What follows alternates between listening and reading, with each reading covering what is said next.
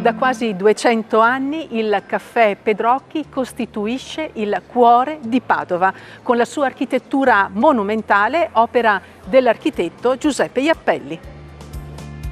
Aperto giorno e notte fino al 1916, da qui l'appellativo di caffè senza porte, era luogo di incontro di intellettuali e letterati, ma anche di uomini di affari e di viaggiatori, ritrovo di studenti, accademici e politici.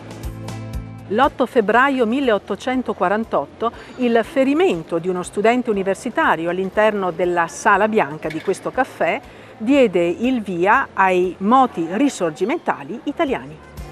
Sono queste le sale che accolgono gli ospiti del Credito Cooperativo Veneto per un aperitivo tipicamente padovano.